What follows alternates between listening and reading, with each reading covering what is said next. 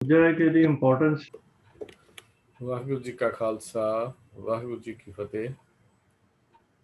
ਸਨਮਾਨਯੋਗ ਗੁਰੂ ਸਵਾਰਿਓ, ਅੱਜ ਦੀ ਇਸ ਗੁਰਮਤਿ ਕਲਾਸ ਵਿੱਚ ਆਪ ਸਾਰਿਆਂ ਨੂੰ ਜੀ ਆਇਆਂ।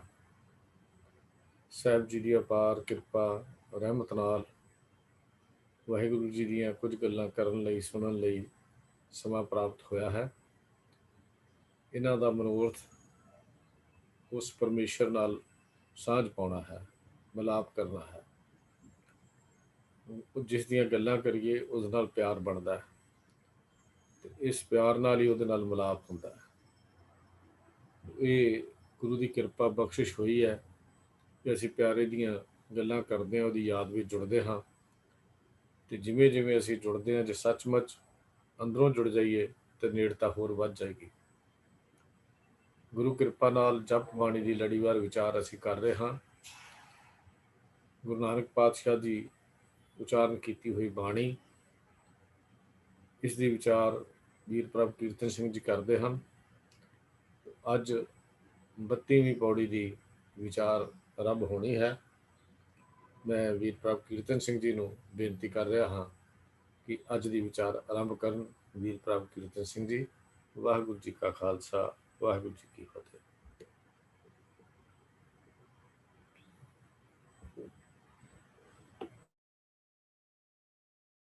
ਜੀ ਇੱਕ ਓੰਕਾਰ ਸਤਿਨਾਮ ਕਰਤਾ ਪੁਰਖ ਨਿਰਭਉ ਨਿਰਵੈਰ ਅਕਾਲ ਮੂਰਤ ਅਜੂਨੀ ਸੈਭੰ ਗੁਰ ਪ੍ਰਸਾਦ। ਵਾਹਿਗੁਰੂ ਜੀ ਕਾ ਖਾਲਸਾ, ਵਾਹਿਗੁਰੂ ਜੀ ਕੀ ਫਤਿਹ। ਗੁਰੂ ਪਿਆਰਿਓ, ਆਪਾਂ ਸਾਰੇ ਰਲ ਮਿਲ ਕੇ ਸਾਹਿਬ ਸ੍ਰੀ ਗੁਰੂ ਨਾਨਕ ਦੇਵ ਜੀ ਦੀ ਇਹ ਮਹਾਨ ਜੋ ਬਾਣੀ ਹੈ ਜਪਜੀ ਸਾਹਿਬ, ਇਹਦੀ ਵਿਚਾਰ ਕਰਨ ਦੀ, ਆਪਾਂ ਸਮਝਣ ਦੀ ਕੋਸ਼ਿਸ਼ ਕਰ ਰਹੇ ਹਾਂ ਤਾਂ ਕਿ ਅਸੀਂ ਆਪਣੇ ਜੀਵਨ ਵਿੱਚ ਇਹਨੂੰ ਲਾਗੂ ਕਰ ਸਕੀਏ, ਢਾਲ ਸਕੀਏ। ਤਾਂ ਹੁਣ ਤੱਕ ਜੋ ਆਪਾਂ ਵਿਚਾਰ ਕੀਤੀ ਹੈ, ਉਹਦੇ ਵਿੱਚ ਜੋ ਪਿਛਲੀਆਂ 4 ਪੌੜੀਆਂ ਦੇ ਇੱਕ ਸਮੂਹ ਦੀ ਵਿਚਾਰ ਆਪਾਂ ਕੀਤੀ ਹੈ, ਜਿਹੜੀਆਂ ਬਾਰੇ ਕਿਹਾ ਜਾਂਦਾ ਹੈ ਕਿ ਸਤਿਗੁਰੂ ਜੀ ਨੇ ਜੋਗੀਆਂ ਦੇ ਪ੍ਰਤੀ ਉਚਾਰੀਆਂ ਸਨ। ਉਹਦੇ ਵਿੱਚ ਸਾਡੇ ਲਈ ਜੋ ਉਪਦੇਸ਼ ਹੈ ਸਤਿਗੁਰੂ ਜੀ ਦਾ, ਉਹ ਇਹ ਹੈ ਕਿ ਇੱਕ ਅਕਾਲ ਪੁਰਖ ਦੇ ਵਿੱਚ ਪੂਰਨ ਨਿਸ਼ਚਾ ਰੱਖਣਾ ਹੈ। ਇਹੀ ਸਿੱਖਿਆ ਦਿੱਤੀ ਹੈ ਤੇ ਨਾਲ ਹੀ ਪ੍ਰੇਰਨਾ ਦਿੱਤੀ ਹੈ ਕਿ ਜੋ ਦੈਵੀ ਗੁਣ ਹਨ ਉਹਨਾਂ ਨੂੰ ਧਾਰਨ ਕਰਨ ਦੀ ਲੋੜ ਹੈ ਜੇ ਅਸੀਂ ਧਰਮ ਦੇ ਰਸਤੇ ਤੇ ਤੁਰਨਾ ਹੈ। ਕਿਉਂਕਿ ਗੁਣਾਂ ਦੇ ਧਾਰਨ ਕਰਨ ਦੇ ਨਾਲ ਹੀ ਜੋ ਅਮਲੀ ਜੀਵਨ ਚਾਹੀਦਾ ਹੁੰਦਾ ਹੈ, ਜਿਹਦੇ ਤੇ ਜਿਹੜਾ ਚਲਾ ਕੇ ਅਸੀਂ ਜਿਸ ਅਮਲੀ ਜੀਵਨ ਨੂੰ ਬਤੀਤ ਕਰਕੇ ਅਸੀਂ ਪ੍ਰਭੂ ਮਿਲਾਪ ਦੇ ਰਸਤੇ ਵਾਲੇ ਇਸ ਰਸਤੇ ਤੇ ਚੱਲ ਸਕਦੇ ਹਾਂ, ਤਾਂ ਉਹ ਗੁਣਾਂ ਨੂੰ ਧਾਰਨ ਕਰਨ ਨਾਲ ਹੀ ਗੱਲ ਕਰ ਸਕਦੀ ਬਣ ਸਕਦੀ ਹੈ। ਹੋਰ ਕਿਸੇ ਤਰੀਕੇ ਨਾਲ ਇਹ ਗੱਲ ਨਹੀਂ ਬਣ ਸਕਦੀ। ਤੋ ਹੁਣ ਅੱਗੇ ਸਤਿਗੁਰੂ ਜੀ ਸਾਡੇ ਨਾਲ ਫਿਰ ਇੱਕ ਵਾਰੀ ਫਿਰ ਉਹ ਟੌਪਿਕ ਦੁਬਾਰਾ ਛੇੜਦੇ ਹਨ। ਉਸ ਪ੍ਰਭੂ ਦੇ ਨਾਮ ਦੇ ਨਾਲ ਜੁੜਨ ਦਾ, ਨਾਮ ਸਿਮਰਨ ਦਾ ਉਹ ਟੌਪਿਕ ਫਿਰ ਸ਼ੁਰੂ ਕਰ ਰਹੇ ਹਨ। ਸਤਿਗੁਰੂ ਜੀ ਸਾਨੂੰ ਉਹਦੀ ਮਹੱਤਤਾ ਦੱਸ ਰਹੇ ਹਨ, ਉਹਦੀ ਉੱਚਤਾ ਦੀ ਗੱਲ ਦੱਸ ਰਹੇ ਹਨ, ਪਰ ਨਾਲ ਹੀ ਸਤਿਗੁਰੂ ਜੀ ਸਾਨੂੰ ਸਾਵਧਾਨ ਵੀ ਕਰ ਰਹੇ ਹਨ ਕਿ ਇਹ ਜੋ ਰਸਤਾ ਹੈ, ਇਹਦੇ ਤੇ ਚੱਲਦੇ ਹੋਏ ਸਾਨੂੰ ਕਿਵੇਂ ਸਾਵਧਾਨ ਰਹਿਣ ਦੀ ਲੋੜ ਹੈ ਤੇ ਉਸ ਅਕਾਲ ਪੁਰਖ ਦੇ ਨਾਲ ਸਿਮਰਨ ਕਰਨ ਲਈ ਸਾਨੂੰ ਕਿਸ ਅਵਸਥਾ ਵਿੱਚ ਜਾਣ ਦੀ ਲੋੜ ਹੈ, ਕਿਸ ਢੰਗ ਨਾਲ ਉਸ ਅਕਾਲ ਪੁਰਖ ਦੇ ਨਾਲ ਸਾਨੂੰ ਜੁੜਨਾ ਹੈ।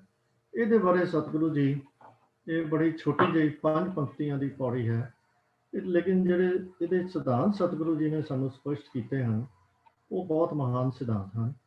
ਆਓ ਵਿਚਾਰ ਤੋਂ ਪਹਿਲੇ ਇਸ ਪੌੜੀ ਦਾ ਇੱਕ ਵਾਰ ਆਪਾਂ ਸਾਰੇ ਰਲ ਕੇ ਪਾਠ ਕਰ ਲਈਏ ਜੀ। ਇੱਕ ਦੂ ਜੀਬੋਂ ਲੱਖ ਹੋਏ, ਲੱਖ ਹੋਵੇ ਲੱਖ ਵੀਸ, ਲੱਖ ਲੱਖ ਗੇੜਾ ਆਖੀਆਂ, ਏਕ ਨਾਮ ਜਗਦੀਸ਼। ਏਤ ਰਾਹ ਪਤ ਪੌੜੀਆਂ ਚੜਿਆ ਹੋਏ 21 ਸੁਣ ਗੱਲਾਂ ਆਕਾਸ਼ ਕੀ ਢਾਈ ਰੀਸ ਨਾਨਕ ਨਦਰੀ ਪਾਈਐ ਕੂੜੀ ਕੂੜੈ ਠੀਸ ਇੱਕ ਦੂ ਜੀਭੋਂ ਲੱਖ ਹੋਏ ਲੱਖ ਹੋਵੇ ਲੱਖ ਠੀਸ ਇੱਕ ਦੂ ਤੋਂ ਭਾਵ ਹੋਇਆ ਇੱਕ ਤੋਂ ਇੱਕ ਦੂ ਜੀਭਾਂ ਤੋਂ ਭਾਵ ਹੋਇਆ ਇੱਕ ਜੀਭ ਤੋਂ ਲੱਖ ਹੋਏ ਭਾਵ ਇਹ ਜੀਭਾਂ ਲੱਖ ਹੋ ਜਾਣ ਹੋਏ ਦਾ ਅਰਥ ਹੈ ਹੋ ਜਾਣਾ ਲੱਖ ਹੋਵੇ ਲੱਖ ਜੀਭਾਂ ਤੋਂ ਵੀ ਹੋਰ ਵੱਧ ਜਾਣ ਜਿਵੇਂ ਲੱਖ ਹੋਏ ਉਸੇ ਤਰ੍ਹਾਂ ਲੱਖ ਤੋਂ ਕਿੰਨੀਆਂ ਹੋ ਜਾਣ ਲੱਖ 20 ਲੱਖ ਹੋ ਜਾਣ ਸਤਿਗੁਰੂ ਜੀ ਸਾਨੂੰ ਸਮਝਾ ਰਹੇ ਹਨ ਕਿ ਸਾਡੇ ਕੋਲ ਇੱਕ ਜੀਭ ਹੈ ਇੱਕ ਜੀਭ ਤੋਂ ਲੱਖ ਹੋ ਜਾਣ ਤੇ ਲੱਖ ਤੋਂ 20 ਲੱਖ ਹੋ ਜਾਣ ਤੇ ਫਿਰ ਇਹਨਾਂ 20 ਲੱਖ ਜੀਭਾਂ ਦੇ ਨਾਲ ਅਸੀਂ ਕੀ ਕਰੀਏ ਲੱਖ ਲੱਖ ਗੇੜਾ ਆਖੀਐ ਏਕ ਨਾਮ ਜਗਦੀਸ਼ ਗੇੜਾ ਦਾ ਭਾਵ ਅਸੀਂ ਸਾਰੇ ਸਮਝਦੇ ਹਾਂ ਕਿ ਕਿਸੇ ਗੱਲ ਨੂੰ ਬਾਰ-ਬਾਰ ਕਰਨਾ ਕਹਿੰਦੇ ਹਨ ਕਿ ਗੇੜਾ ਦਿੱਤਾ ਤੋ ਗੇੜਾ ਆਖੀਆਂ ਭਾਵ ਬਾਰ-ਬਾਰ ਆਖੀ ਬਾਰ-ਬਾਰ ਆਖਿਆ ਜਾਵੇ ਏਕ ਨਾਮ ਜਗਦੀਸ਼ ਜਗਦੀਸ਼ ਭਾਵ ਜਗਤ ਦੇ ਈਸ਼ ਦਾ ਜਗਤ ਦੇ ਈਸ਼ਵਰ ਦਾ ਜਗਤ ਦੇ ਮਾਲਕ ਦਾ ਭਾਵ ਅਕਾਲ ਪੁਰਖ ਦਾ ਜੋ ਇੱਕ ਨਾਮ ਹੈ ਉਸ ਨਾਮ ਨੂੰ ਅਸੀਂ 20 ਲੱਖ ਜੀਭਾਂ ਦੇ ਨਾਲ ਲੱਖਾਂ ਲੱਖਾਂ ਵਾਰੀ ਬਾਰ-ਬਾਰ ਆਖੀਏ ਭਾਵ ਜਿਹਨੂੰ ਅਸੀਂ ਆਮ ਭਾਸ਼ਾ ਦੇ ਵਿੱਚ ਲਫ਼ਜ਼ ਵਰਤ ਲੈਂਦੇ ਹਾਂ ਕਿ ਸਿਮਰਨ ਕਰੀਏ ਹਾਲਾਂਕਿ ਜੇ ਦੇਖਿਆ ਜਾਵੇ ਤੇ ਸਿਮਰਨ ਕਰਨਾ ਭਾਵ ਯਾਦ ਕਰਨਾ ਇਹ ਜੀਭ ਦਾ ਕੰਮ ਅਸਲ ਵਿੱਚ ਨਹੀਂ ਹੈ ਇਹ ਮਨ ਦਾ ਜਾਂ ਦਿਮਾਗ ਦਾ ਭਾਵ ਇਹ ਮਾਨਸਿਕ ਕਿਰਿਆ ਹੈ ਯਾਦ ਕਰਨਾ ਸਿਮਰਨ ਕਰਨਾ ਹਾਂ ਇਹ ਗੱਲ ਜ਼ਰੂਰ ਹੈ ਕਿ ਜੀਭ ਦੇ ਨਾਲ ਜਦੋਂ ਅਸੀਂ ਮਨ ਨੂੰ ਮਿਲਾ ਲੈਂਦੇ ਹਾਂ ਜੀਭ ਤੋਂ ਵੀ ਬੋਲਦੇ ਹਾਂ ਤੇ ਮਨ ਤੋਂ ਵੀ ਉਸ ਗੱਲ ਨੂੰ ਯਾਦ ਕਰਦੇ ਹਾਂ ਤੇ ਇਹਦੇ ਵਿੱਚ ਸਾਨੂੰ ਮਦਦ ਮਿਲਦੀ ਹੈ ਇਹ ਵੀ ਗੱਲ ਠੀਕ ਹੈ ਕਿ ਜਦੋਂ ਸਾਡੇ ਮਨ ਦੇ ਵਿੱਚ ਕਿਸੇ ਦਾ ਨਾਮ ਹੋਵੇ ਤੇ ਉਹਦਾ ਜ਼ਿਕਰ ਮੱਲੋ ਮੱਲੀ ਸਾਡੀ ਜ਼ੁਬਾਨ ਤੇ ਆ ਜਾਂਦਾ ਤੋ ਜੇ ਸਾਡੇ ਮਨ ਦੇ ਵਿੱਚ ਅਕਾਲ ਪੁਰਖ ਦਾ ਵਾਸਾ ਹੋਵੇ ਸਾਡੀ ਯਾਦ ਦੇ ਵਿੱਚ ਅਕਾਲ ਪੁਰਖ ਵਸ ਰਿਹਾ ਹੋਵੇ ਤੇ ਜ਼ੁਬਾਨ ਤੋਂ ਉਹਦਾ ਨਾਮ ਆਣਾ ਇੱਕ ਕੁਦਰਤੀ ਗੱਲ ਹੈ ਤੋ ਇਸ ਕਰਕੇ ਸਿਮਰਨ ਦਾ ਤੇ ਜ਼ੁਬਾਨ ਦਾ ਅਸੀਂ ਇਹ ਤਾਂ ਜ਼ਰੂਰ ਕਹਿ ਸਕਦੇ ਹਾਂ ਕਿ ਸੰਬੰਧ ਹੈ ਡੂੰਘਾ ਸੰਬੰਧ ਵੀ ਕਹਿ ਸਕਦੇ ਹਾਂ ਪਰ ਸਿਮਰਨ ਆਪਣੇ ਆਪ ਦੇ ਵਿੱਚ ਇੱਕ ਮਾਨਸਿਕ ਪ੍ਰਕਿਰਿਆ ਹੈ ਤੋ ਇੱਥੇ ਸਤਿਗੁਰੂ ਜੀ ਗੱਲ ਕਰ ਰਹੇ ਹਨ ਜੀਭ ਦੇ ਨਾਲ ਬਾਰ-ਬਾਰ ਉਸ ਪ੍ਰਭੂ ਦੇ ਨਾਮ ਨੂੰ ਬੋਲਣ ਦੀ ਗੇੜਾ ਦੇਣ ਦੀ ਜਾਂ ਅਸੀਂ ਸਾਡੀ ਭਾਸ਼ਾ ਵਿੱਚ ਅਗਰ ਅਸੀਂ ਕਹਿ ਰਹੀਏ ਕਿ ਜ਼ੁਬਾਨ ਦੇ ਨਾਲ ਸਿਮਰਨ ਕਰਨ ਦੀ ਗੱਲ ਵੀ ਸਤਿਗੁਰੂ ਕਹਿ ਰਹੇ ਹਨ ਹੁਣ ਸਤਿਗੁਰੂ ਜੀ ਅੱਗੇ ਕਹਿ ਰਹੇ ਹਨ ਏਤ ਰਾਹ ਪਤ ਪੌੜੀਆਂ ਚੜੀਏ ਹੋਏ 21 ਏਤ ਰਾਹ ਦਾ ਭਾਵ ਹੈ ਇਹ ਰਸਤਾ ਕਿਹੜਾ ਰਸਤਾ ਇੱਥੇ ਸਤਿਗੁਰੂ ਜੀ ਕਹਿ ਰਹੇ ਹਨ ਅਕਾਲ ਪੁਰਖ ਨੂੰ ਮਿਲਣ ਦਾ ਰਸਤਾ ਤੇ ਸੰਬੰਧਕੀ ਰੂਪ ਹੈ ਸਿਹਾਰੀ ਵਾਲਾ ਤਾਂ ਏਤ ਰਾਹ ਮਤਲਬ ਇਸ ਅਕਾਲ ਪੁਰਖ ਨੂੰ ਮਿਲਣ ਦੇ ਰਸਤੇ ਵਿੱਚ ਪਤ ਪੌੜੀਆਂ ਪਤ ਦੇ ਤੱਤੇ ਨੂੰ ਸਿਹਾਰੀ ਹੈ ਜਿਸ ਦਾ ਅਰਥ ਪਤੀ ਤੋਂ ਹੈ ਤਾਂ ਪਤੀ ਦੀਆਂ ਪੌੜੀਆਂ ਭਾਵ ਪਤੀ ਨੂੰ ਮਿਲਣ ਵਾਸਤੇ ਉਹ ਸਾਡਾ ਪਤੀ ਪਰਮੇਸ਼ਵਰ ਜੋ ਹੈ ਉਸ ਪਤੀ ਨੂੰ ਮਿਲਣ ਲਈ ਜਿਨ੍ਹਾਂ ਪੌੜੀਆਂ ਤੋਂ ਚੜ੍ਹ ਕੇ ਸਾਨੂੰ ਪਤੀ ਤੱਕ ਪਹੁੰਚਣਾ ਹੈ ਤਾਂ ਇਸ ਰਾਹ ਦੇ ਵਿੱਚ ਪਤੀ ਨੂੰ ਮਿਲਣ ਦੇ ਰਾਹ ਦੇ ਵਿੱਚ ਅਕਾਲ ਪੁਰਖ ਨਾਲ ਮਿਲਾਪ ਦੇ ਰਸਤੇ ਵਿੱਚ ਜਿਨ੍ਹਾਂ ਪੌੜੀਆਂ ਦੇ ਉੱਤੇ ਚੜ੍ਹ ਕੇ ਸਾਨੂੰ ਮਿਲਾਪ ਦੀ ਅਵਸਥਾ ਤੱਕ ਪਹੁੰਚਣਾ ਹੈ ਸਤਿਗੁਰੂ ਕਹਿੰਦੇ ਹਨ ਚੜ੍ਹੀਏ ਹੋਏ 21 ਚੜ੍ਹੀਏ ਦਾ ਭਾਵ ਹੈ ਚੜ੍ਹ ਸਕੀਦਾ ਹੈ ਅਸੀਂ ਚੜ੍ਹ ਸਕਦੇ ਹਾਂ ਕਿਵੇਂ ਹੋਏ 21 ਇੱਕ ਰੂਪ ਹੋ ਕੇ 21 ਦੇ ਅਰਥ ਹਨ ਜੋ ਪ੍ਰੋਫੈਸਰ ਸਾਹਿਬ ਸਿੰਘ ਜੀ ਨੇ ਵਿਆਕਰਣ ਦੇ ਅਨੁਸਾਰ ਕੀਤੇ ਹਨ।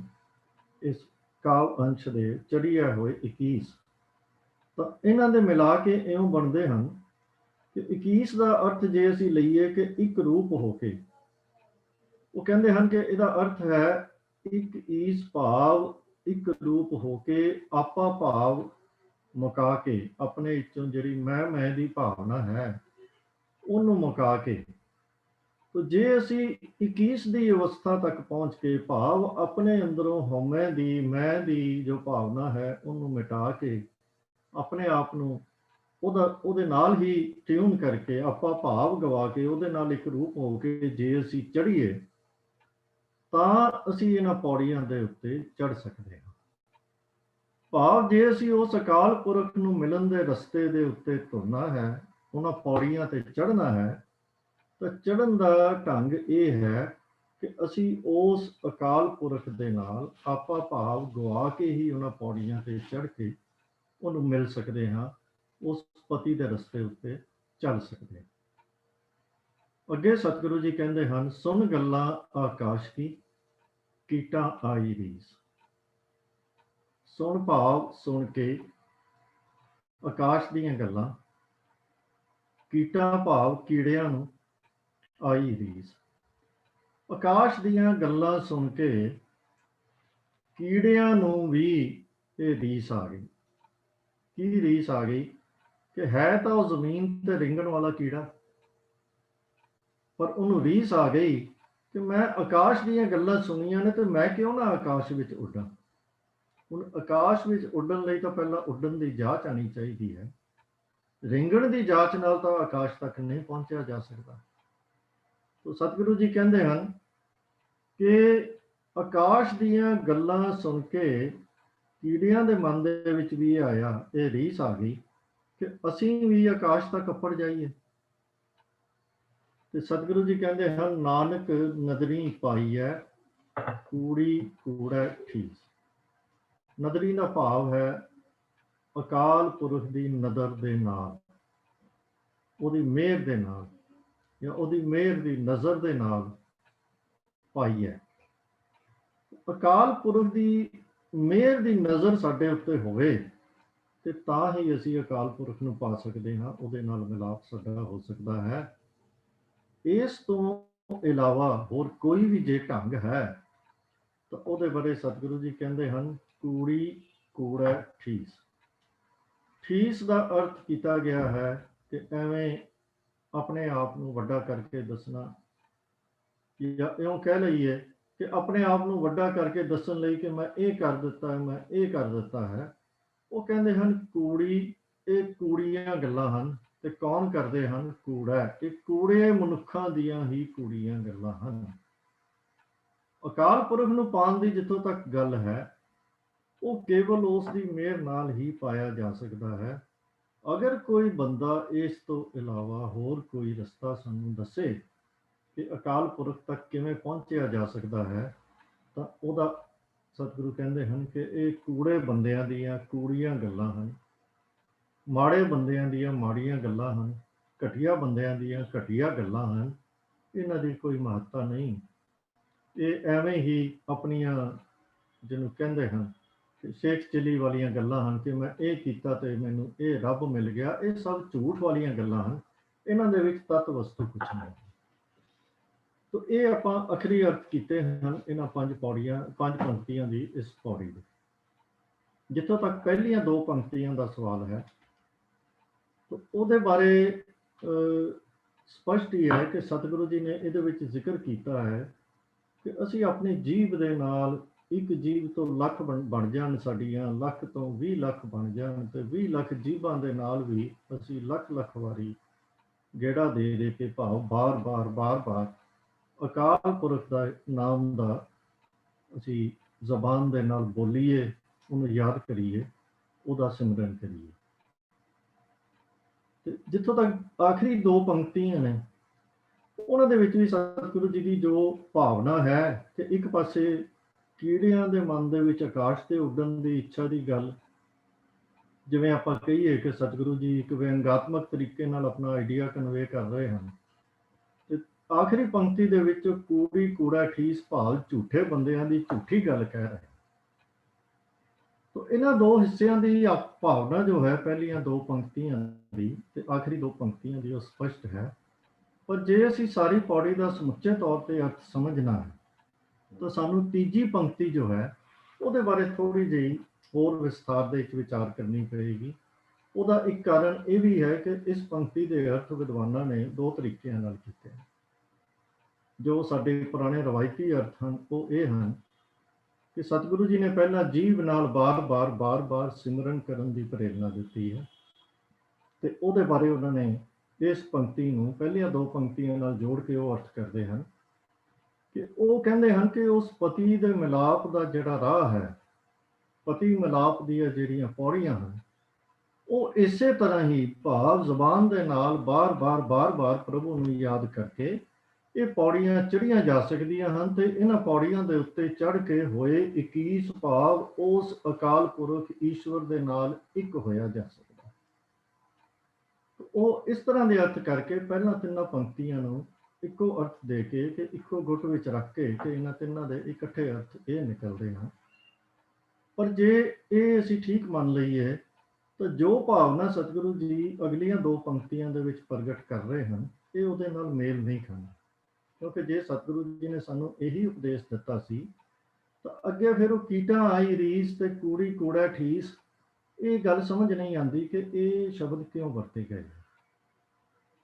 ਪਰ ਜਿਵੇਂ ਕਿ ਪ੍ਰੋਫੈਸਰ ਸਾਹਿਬ ਸਿੰਘ ਜੀ ਨੇ ਅਰਥ ਕੀਤੇ ਹਨ, ਅਗਰ ਉਹਨਾਂ ਅਰਥਾਂ ਨੂੰ ਆਪਾਂ ਲੈ ਕੇ ਚੱਲੀਏ ਤਾਂ ਉਹਨਾਂ ਨੇ 21 ਦਾ ਅਰਥ ਕੀਤਾ ਹੈ ਕਿ ਜਦੋਂ ਆਪਾ ਭਾਵ ਮਿਟਾ ਕੇ ਅਸੀਂ ਉਹਦੇ ਰਸਤੇ ਤੇ ਤੁਰਦੇ ਹਾਂ। ਇਹਨੂੰ ਅੱਗੇ ਹੋਰ ਇਹਦੀ ਵਿਆਖਿਆ ਜਿਹੜੀ ਕਰਦੇ ਹਨ ਕਿ ਸਿਮਰਨ ਦੇ ਵਿੱਚ ਜਦੋਂ ਕੋਈ ਵਿਅਕਤੀ, ਕੋਈ ਮਨੁੱਖ ਤੂੰ ਕਰਦਾ, ਤੂੰ ਦੇ ਵਿੱਚ ਹੀ ਆਪਣਾ ਆਪਾ ਲੀਨ ਕਰ ਦੇਵੇ। ਤੂੰ ਕਰਤਾ ਤੂੰ ਹੁਆ, ਮੁਝ ਮੈਂ ਰਹਾ ਨਾ ਹੂੰ। ਕੁਝ ਇਸ ਕਿਸਮ ਦੀ ਭਾਵਨਾ ਦੇ ਅਰਥ ਪ੍ਰੋਫੈਸਰ ਸਾਹਿਬ ਸਿੰਘ ਜੀ ਨੇ ਕੀਤੇ ਹਨ ਕਿ ਭਾਵ ਇੱਕ ਈਸ਼ਵਰ ਦੇ ਹਵਾਲੇ ਹੋ ਕੇ, ਇੱਕ ਅਕਾਲ ਪੁਰਖ ਦੇ ਨਾਲ ਆਪਣੀ ਸੁਰਤ ਨੂੰ ਜੋੜ ਕੇ, ਉਹ ਆਪਣੀ ਐਸੀ ਅਵਸਥਾ ਸਾਡੀ ਜਦੋਂ ਨਹੀਂ ਹੋ ਜਾਂਦੀ, ਜਦੋਂ ਅਸੀਂ ਆਪਣੇ ਆਪ ਨੂੰ ਛੱਡ ਕੇ ਉਸ ਅਕਾਲ ਪੁਰਖ ਦੇ ਨਾਲ ਜੁੜ ਜਾਂਦੇ ਹਾਂ, ਜਦ ਉਹ ਅਵਸਥਾ ਬਣ ਜਾਂਦੀ ਹੈ, ਉਹ ਇੱਕ ਰਹੱਸਮਈ ਅਵਸਥਾ ਜਿਹੜੀ ਅਸੀਂ ਸ਼ਬਦਾਂ ਦੇ ਨਾਲ ਦੱਸ ਨਹੀਂ ਸਕਦੇ। ਉਸ ਅਵਸਥਾ ਦੇ ਵਿੱਚ ਜਦੋਂ ਅਸੀਂ ਪਹੁੰਚ ਜਾਂਦੇ ਹਾਂ ਹੋਏ 21, ਤਾਂ ਇਹ ਪੌੜੀਆਂ ਚੜ੍ਹੀ ਹੈ ਭਾਵ ਅਸੀਂ ਇਹ ਚੜ੍ਹਦੇ ਹਾਂ। ਕਿਹੜੀਆਂ ਪੌੜੀਆਂ? ਜਿਹੜੀਆਂ ਏਤ ਰਾਹ ਪਤ ਪੌੜੀਆਂ, ਅਕਾਲ ਪੁਰਖ ਪਤੀ ਪਰਮੇਸ਼ਵਰ ਦੇ ਮਿਲਾਪ ਦੀਆਂ, ਉਹਦੇ ਨਾਲ ਜੁੜਨ ਦੀਆਂ ਜਿਹੜੀਆਂ ਪੌੜੀਆਂ, ਭਾਵ ਸਟੈਪ ਬਾਏ ਸਟੈਪ ਚੱਲਣ ਦੀ ਗੱਲ ਹੈ। ਇੱਕ ਸਟੈਪ ਤੋਂ ਬਾਅਦ ਦੂਜਾ ਸਟੈਪ ਲੈ ਕੇ ਹੋਰ ਉੱਚੇ ਹੁੰਦੇ ਜਾਈਏ ਜਾਂ ਹੋਰ ਅੱਗੇ ਵਧਦੇ ਜਾਈਏ। ਸਤਿਗੁਰੂ ਜੀ ਕਹਿੰਦੇ ਹਨ ਕਿ ਇਹ ਦਰਅਸਲ ਅਕਾਲ ਪੁਰਖ ਨਾਲ ਮਿਲਣ ਦਾ ਰਸਤਾ ਹੈ। ਉਸ ਅਕਾਲ ਪੁਰਖ ਦੇ ਨਾਲ ਆਪਣੇ ਆਪ ਨੂੰ ਇੱਕ ਕਰਕੇ ਚੱਲਣਾ। ਸਤਿਗੁਰੂ ਜੀ ਦਾ ਇੱਥੇ ਜੋ ਇਸ਼ਾਰਾ ਜਾਪਦਾ ਹੈ ਉਹ ਇਹ ਹੈ, 21 ਆਉਣ ਤੋਂ ਅਰਥ ਹੈ ਕਿ ਜਿਸ ਤਰ੍ਹਾਂ ਸਤਿਗੁਰੂ ਜੀ ਨੇ ਹੋਰ ਥਾਵਾਂ ਦੇ ਉੱਤੇ ਵੀ ਸਾਨੂੰ ਸਮਝਾਇਆ ਹੈ, ਜਿਵੇਂ ਕਿਹਾ ਹੈ ਕਿ ਧਨ ਪਿਰਕਾ ਇੱਕ ਹੀ ਸੰਗ ਵਾਸਾ ਵਿੱਚ ਹਉਮੈ ਭੀਤ ਕਰਾਰੀ। ਤੋ ਸਾਡੇ ਤੇ ਅਕਾਲ ਪੁਰਖ ਦੇ ਵਿੱਚ ਸਾਡੀ ਮੈਂ ਦੀ ਭਾਵਨਾ, ਜਿਹਨੂੰ ਅਸੀਂ ਹਉਮੈ ਕਹਿੰਦੇ ਹਾਂ, ਉਹ ਇੱਕ ਬੜੀ, ਇੱਕ ਭੀਤ ਦਾ ਮਤਲਬ ਬੜਾ ਪੱਕਾ ਪਰਦਾ ਸਾਡੇ ਦੇ ਵਿੱਚ ਪਿਆ। ਕਰਾਰੀ ਭਾਵ ਬੜਾ ਮਜ਼ਬੂਤ ਸਾਡੇ ਤੇ ਅਕਾਲ ਪੁਰਖ ਦੇ ਵਿੱਚ ਹਉਮੈ ਦਾ ਪਰਦਾ ਪਿਆ, ਤੇ ਜਦ ਤੱਕ ਅਸੀਂ ਇਹਨੂੰ ਤੋੜਦੇ ਨਹੀਂ, ਤਾਂ ਭਾਵ ਜੇ ਉਸ ਰਸਤੇ ਤੇ ਤੁਰਨਾ ਹੈ ਅਸੀਂ, ਤਾਂ ਹਉਮੈ ਦੀ ਭੀਤ ਨੂੰ ਤੋੜਨਾ ਹੈ। ਜਾਂ ਇਉਂ ਕਹਿ ਲਈਏ, ਜਿਹੜੇ ਸ਼ਬਦ ਜਪਜੀ ਸਾਹਿਬ ਵਿੱਚ ਪਹਿਲਾਂ ਵਰਤੇ ਗਏ ਹਨ ਕਿ ਕੂੜ ਦੀ ਪਾਲ ਨੂੰ ਤੋੜਨਾ ਹੈ, ਕੋਈ ਕੂੜਾ ਟੁੱਟਾ ਭਾਵ ਹਉਮੈ ਨੂੰ, ਇਹਨੂੰ ਪਰੇ ਕਰਕੇ, ਮਿਟਾ ਕੇ ਤੇ ਹੁਕਮ ਵਿੱਚ ਜਿਉਣਾ। ਕਿਉਂਕਿ ਹਉਮੈ ਹੀ ਉਹ ਰੁਕਾਵਟ ਹੈ ਸਾਡੇ ਰਸਤੇ ਦੇ ਵਿੱਚ, ਜਿਹੜੀ ਸਾਨੂੰ ਹੁਕਮ ਦੇ ਵਿੱਚ ਚੱਲਣ ਤੋਂ ਰੋਕਦੀ ਹੈ। ਕਿਉਂਕਿ ਜਿਹੜੇ ਵਿਅਕਤੀ ਉਸ ਅਕਾਲ ਪੁਰਖ ਦੇ ਨਾਲ ਆਪਣੀ ਲਿਵ ਜੋੜ ਲੈਂਦੇ ਹਨ। ਭਾਵ ਜਿਹੜੀ ਇੱਥੇ ਜ਼ਿਕਰ ਹੋ ਰਿਹਾ ਹੈ 21 ਦੀ ਅਵਸਥਾ ਹੈ, ਤਾਂ ਉਹਨਾਂ ਦਾ ਕੀ ਹੋ ਜਾਂਦਾ ਹੈ, ਅਵਸਥਾ ਕੀ ਬਣ ਜਾਂਦੀ ਹੈ। ਅੱਠੇ ਪਹਿਰ ਇੱਕ ਤੇ ਲਿਵੈ ਮੰਨਣ ਹੁਕਮ ਅਪਾਰ। ਜਦੋਂ ਜਿਸ ਵਿਅਕਤੀ ਦੀ ਲਿਵ ਅੱਠੇ ਪਹਿਰ ਭਾਵ ਹਰ ਵਕਤ ਉਸ ਅਕਾਲ ਪੁਰਖ ਦੇ ਨਾਲ ਜੁੜੀ ਹੁੰਦੀ ਹੈ, ਤੇ ਫਿਰ ਸੁਭਾਵਕ ਹੀ ਉਹਦੇ ਵਿੱਚ ਉਸ ਦਾ ਅਪਾਰ ਹੁਕਮ ਮੰਨਣ ਦੀ ਸਮਰੱਥਾ ਆ ਜਾਂਦੀ ਹੈ। ਉਹਨੂੰ ਉਸ ਹੁਕਮ ਦੀ ਸੋਝੀ ਵੀ ਪੈਦਾ ਹੋ ਜਾਂਦੀ ਹੈ ਤੇ ਉਸ ਹੁਕਮ ਤੇ ਚੱਲਣ ਦੀ ਸਮਰੱਥਾ ਵੀ ਜੋ ਪੈਦਾ ਹੋ ਜਾਂਦੀ ਹੈ। ਇਉਂ ਚੜ੍ਹਿਆ ਹੋਏ 21 ਦੇ ਅਸੀਂ ਕੀ ਅਰਥ ਕਰਦੇ ਹਾਂ, ਉਹਦੇ ਨਾਲ ਸਮੁੱਚੀ ਪੌੜੀ ਦੇ ਅਰਥ ਸਾਨੂੰ ਜਾਂ ਸਮਝ ਆਉਂਦੇ ਹਨ ਜਾਂ ਨਹੀਂ ਆਉਂਦੇ ਹਨ, ਜਾਂ ਸਾਨੂੰ ਇਹ ਹੀ ਲੱਗਦਾ ਹੈ ਕਿ ਇਹ ਕੰਟਰਡਿਕਸ਼ਨ ਹੈ। ਤਾਂ ਜੇ ਅਸੀਂ ਇਸ ਨਜ਼ਰ ਨਾਲ ਦੇਖੀਏ ਤਾਂ ਵੀ ਜਿਹੜੀ ਗੱਲ ਹੈ ਉਹ ਸਮਝ ਆ ਜਾਂਦੀ ਹੈ ਕਿ ਪਹਿਲੀਆਂ ਦੋ ਪੰਕਤੀਆਂ ਦੇ ਵਿੱਚ ਸਤਿਗੁਰੂ ਜੀ ਨੇ ਇੱਕ ਅਵਸਥਾ ਦਾ ਜ਼ਿਕਰ ਕੀਤਾ ਹੈ ਕਿ ਇੱਕ ਦੂ ਜੀਬਾਂ ਲੱਖ ਹੋਏ, ਲੱਖ ਹੋਵੇ ਲੱਖ 20, ਲੱਖ ਲੱਖ ਗੇੜਾ ਆਖੀਆਂ ਏਕ ਨਾਮ ਜਗਦੀਸ਼। ਉਹਨੇ ਤੇ ਸਤਿਗੁਰੂ ਜੀ ਨੇ ਨਾਮ ਤੇ ਜਗਦੀਸ਼ ਦਾ, ਅਕਾਲ ਪੁਰਖ ਦਾ, ਉਹਦਾ ਹੀ ਜ਼ਿਕਰ ਕੀਤਾ ਹੈ, ਉਹ ਨਾਮ ਲੈਣ ਦੀ ਗੱਲ ਕੀਤੀ ਹੈ।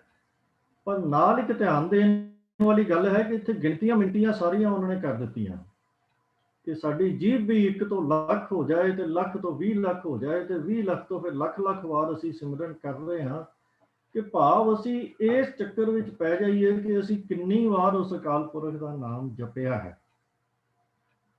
ਤਾਂ ਫਿਰ ਇਹਨਾਂ ਗਿਣਤੀਆਂ ਮਿੰਤੀਆਂ ਦਾ ਇੱਕ ਰਸਤਾ ਸਤਿਗੁਰੂ ਜੀ ਨੇ ਇੱਕ ਪਾਸੇ ਰੱਖ ਦਿੱਤਾ ਤੇ ਦੂਜੇ ਪਾਸੇ ਸਤਿਗੁਰੂ ਜੀ ਕਹਿ ਰਹੇ ਹਨ ਕਿ ਅਕਾਲ ਪੁਰਖ ਨੂੰ ਮਿਲਣ ਦਾ ਰਸਤੇ ਦੇ ਉੱਤੇ ਅਸੀਂ ਤਾਂ ਹੀ ਚੱਲ ਸਕਦੇ ਹਾਂ ਜੇ ਸਾਡੀ ਲਿਵ, ਜੇ ਸਾਡੇ ਅੰਦਰ ਉਹ ਭਾਵਨਾ, ਆਪਾ ਭਾਵ ਮਿਟ ਜਾਂਦਾ ਹੈ, ਅਸੀਂ ਉਸ ਅਕਾਲ ਪੁਰਖ ਦੇ ਨਾਲ ਤੂੰ ਕਰਦੇ ਤੂੰ ਹੋਣ ਦੀ ਅਵਸਥਾ ਵੱਲ ਤੁਰਨਾ ਸ਼ੁਰੂ ਹੋ ਜਾਂਦੇ ਹਾਂ, ਜਿਹੜੀ 21 ਦੀ ਅਵਸਥਾ ਸਤਿਗੁਰੂ ਇੱਥੇ ਕਹਿ ਰਹੇ ਹਨ। ਤਾਂ ਫਿਰ ਇਹ ਦੂਜਾ ਆਲਟਰਨੇਟਿਵ ਸਤਿਗੁਰਾਂ ਨੇ ਸਾਹਮਣੇ ਰੱਖ ਦਿੱਤਾ। ਤਾਂ ਅਸਲ ਰਸਤਾ ਕੀ ਹੈ, ਉਸ ਅਕਾਲ ਪੁਰਖ ਦੇ ਨਾਲ ਆਪਣੀ ਲਿਵ ਨੂੰ ਜੋੜਨਾ, ਇਸ ਅਵਸਥਾ ਤੱਕ ਪਹੁੰਚਣ ਦੀ ਕੋਸ਼ਿਸ਼ ਕਰਨਾ, ਉਸ ਰਸਤੇ ਤੇ ਤੁਰਨਾ ਕਿ ਤੂੰ ਕਰਤਾ ਤੂੰ ਹੁਆ, ਤੇ ਅੰਦਰੋਂ ਹਉਮੈ ਨੂੰ ਮਿਟਾਉਣ ਦਾ ਯਤਨ ਕਰਨਾ। ਤਾਂ ਸਤਿਗੁਰਾਂ ਨੇ ਪਹਿਲੀਆਂ ਤਿੰਨ ਪੰਕਤੀਆਂ ਦੇ ਵਿੱਚ, ਪਹਿਲੀਆਂ ਦੋ ਪੰਕਤੀਆਂ ਦੇ ਵਿੱਚ ਗਿਣਤੀ ਮਿੰਤੀ ਨਾਲ ਕਰਨ ਵਾਲੇ ਜੋ ਸਾਡੇ ਕਰਮ ਹਨ, ਉਸ ਅਕਾਲ ਪੁਰਖ ਦੇ ਨਾਮ ਨੂੰ ਬੋਲਣ ਦਾ ਕਰਮ ਹੈ, ਉਹਨੂੰ ਰੱਖਿਆ ਹੈ। ਤੇ ਦੂਜੇ ਪਾਸੇ ਸਤਿਗੁਰਾਂ ਨੇ ਆਤਮਿਕ ਤੌਰ ਤੇ, ਮਾਨਸਿਕ ਤੌਰ ਤੇ, ਹਰ ਤਰੀਕੇ ਦੇ ਨਾਲ ਉਸ ਅਕਾਲ ਪੁਰਖ ਨਾਲ ਆਪਣੀ ਲਿਵ ਜੋੜਨ ਦਾ ਆਲਟਰਨੇਟਿਵ ਸਾਡੇ ਸਾਹਮਣੇ ਰੱਖਿਆ ਹੈ ਤੇ ਕਿਹਾ ਹੈ ਕਿ ਏਤ ਰਾਹ ਪਤ ਪਵੜੀਆਂ ਚੜ੍ਹੀਏ ਹੋਏ 21। ਤਾਂ ਇੱਥੇ ਜੇ ਇਹਨਾਂ ਅਰਥਾਂ ਵਿੱਚ ਸਮਝ ਲੱਗ ਜਾਏ ਸਾਨੂੰ, ਤਾਂ ਗੱਲ ਬਿਲਕੁਲ ਸਪਸ਼ਟ ਹੈ ਕਿ ਸਤਿਗੁਰਾਂ ਨੇ ਸਾਡੇ ਸਾਹਮਣੇ ਦੋ ਆਲਟਰਨੇਟਿਵਸ ਰੱਖ ਦਿੱਤੇ ਨੇ। ਤੇ ਫਿਰ ਸਤਿਗੁਰੂ ਜੀ ਅੱਗੇ ਆਪਣਾ ਨਿਰਣਾ ਦੇ ਰਹੇ ਹਨ ਕਿ ਜੇ ਅਸੀਂ ਉੱਪਰ ਲਿਖੇ ਤਰੀਕੇ, ਪਹਿਲੇ ਤਰੀਕੇ ਵਾਲੀ ਗੱਲ ਕਰੀਏ ਤਾਂ ਇਹ ਤਾਂ ਉਹ ਹੈ ਕਿ ਸੁਣ ਗੱਲਾਂ ਆਕਾਸ਼ ਕੀ ਕੀਟਾ ਆਈ ਰੀਸ। ਵੀ ਜੇ ਮੈਂ ਇਹ ਸਮਝਾਂ ਕਿ ਮੈਂ ਅਕਾਲ ਪੁਰਖ ਦੇ ਨਾਮ ਦਾ 100 ਵਾਰੀ, 1000 ਵਾਰੀ, ਲੱਖ ਵਾਰੀ, ਜਾਂ ਜਿਸ ਤਰ੍ਹਾਂ ਸਤਿਗੁਰੂ ਜੀ ਨੇ ਕਿਹਾ ਹੈ ਕਿ ਲੱਖਾਂ ਵਾਰੀ ਜ਼ੁਬਾਨ ਤੋਂ ਨਾਮ ਪੜ੍ਹ ਪੜ੍ਹ ਕੇ, ਬੋਲ ਕੇ ਮੈਂ ਸਮਝਾਂ ਕਿ ਮੈਂ ਆਕਾਸ਼ ਤੱਕ ਪਹੁੰਚ ਜਾਵਾਂਗਾ, ਭਾਵ ਮੈਂ ਅਕਾਲ ਪੁਰਖ ਤੱਕ ਪਹੁੰਚ ਸਕਦਾ ਹਾਂ, ਤਾਂ ਇਹ ਤਾਂ ਉਹੀ ਗੱਲ ਹੈ ਕਿ ਜਿਵੇਂ ਇੱਕ ਕੀੜਾ, ਰੀਂਗਣ ਵਾਲਾ ਕੀੜਾ ਕਹੇ ਕਿ ਮੈਂ ਕੱਲ ਨੂੰ ਇਸ ਤਰ੍ਹਾਂ ਕਰਕੇ ਉੱਡਣਾ ਸ਼ੁਰੂ ਹੋ ਜਾਵਾਂਗਾ, ਪਰ ਉੱਡੇਗਾ ਤਾਂ ਉਹੀ ਜਿਹਨੂੰ ਉੱਡਣ ਦੀ ਜਾਚ ਹੈ, ਜਿਹਨੂੰ ਉੱਡਣ ਦੀ ਸਮਰੱਥਾ ਸਤਿਗੁਰੂ ਨੇ ਦਿੱਤੀ ਹੈ। ਉਹ ਪ੍ਰਾਪਤ ਕਰਨ ਦੇ ਲਈ ਸਤਿਗੁਰੂ ਜੀ ਕਹਿੰਦੇ ਹਨ ਉਸ ਅਕਾਲ ਪੁਰਖ ਨਾਲ ਅੰਦਰੋਂ ਇੱਕ ਹੋਣਾ ਪਏਗਾ। ਤੇ ਜੇ ਨਹੀਂ ਤਾਂ ਸਤਿਗੁਰੂ ਜੀ ਕਹਿੰਦੇ ਹਨ ਕਿ ਕੂੜੀ ਕੂੜਾ ਠੀਸ। ਇਹ ਕੂੜੇ ਬੰਦਿਆਂ ਦੀਆਂ ਕੂੜੀਆਂ ਗੱਲਾਂ, ਕੂੜੀਆਂ ਕਹਿ ਲਓ ਕਿ ਆਪਣੇ ਆਪ ਨੂੰ ਵੱਡਾ ਦੱਸਣ ਦੇ ਯਤਨ ਹਨ, ਇਸ ਤੋਂ ਇਲਾਵਾ ਹੋਰ ਕੁਝ ਨਹੀਂ। ਸਤਿਗੁਰੂ ਜੀ ਕਹਿੰਦੇ ਹਨ ਕਿ ਅਕਾਲ ਪੁਰਖ ਦੇ ਨਾਲ ਉਹ ਜਿਹੜੀ ਅਵਸਥਾ ਅਸੀਂ ਬਣਾਉਣੀ ਹੈ, ਉਹ ਨਦਰੀ ਪਾਈ ਹੈ, ਉਹ ਕੇਵਲ ਨਦਰ ਦੇ ਨਾਲ ਹੀ ਪ੍ਰਾਪਤ ਕੀਤੀ ਜਾ ਸਕਦੀ ਹੈ। ਉਸ ਅਕਾਲ ਪੁਰਖ ਦੀ ਨਦਰ ਦੇ ਪਾਤਰ ਬਣਨਾ ਪਏਗਾ ਸਾਨੂੰ।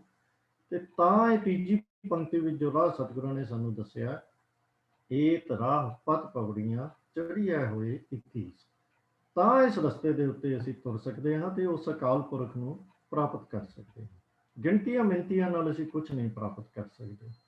ਅੱਜ ਜੇ ਮੈਂ ਕਹਾਂ ਕਿ ਭਾਈ ਤੁਸੀਂ ਸਾਰੇ ਜਣੇ ਆਓ ਮੇਰੇ ਘਰ ਆਓ, ਅਸੀਂ 24 ਘੰਟੇ ਬੈਠ ਕੇ ਵਾਹਿਗੁਰੂ ਸਿਮਰਨ ਦਾ ਜਾਪ ਕਰਾਂਗੇ, 24 ਘੰਟੇ ਕਰਾਂਗੇ, 72 ਘੰਟੇ ਕਰਾਂਗੇ, ਜਾਂ ਅਸੀਂ ਰਲ ਕੇ 1 ਲੱਖ ਜਪਜੀ ਸਾਹਿਬ ਦੇ ਪਾਠ ਕਰਾਂਗੇ, ਚੌਪਈ ਸਾਹਿਬ ਦੇ ਪਾਠ ਕਰਾਂਗੇ, ਸੁਖਮਨੀ ਸਾਹਿਬ ਦੇ ਪਾਠ ਕਰਾਂਗੇ, ਜਾਂ 50 ਅਖੰਡ ਪਾਠਾਂ ਦੀ, ਸਹਿਜ ਪਾਠਾਂ ਦੀ ਲੜੀ ਚਲਾਵਾਂਗੇ, ਜਾਂ ਅਸੀਂ 7100 ਅਖੰਡ ਪਾਠ ਕਰਾਂਗੇ।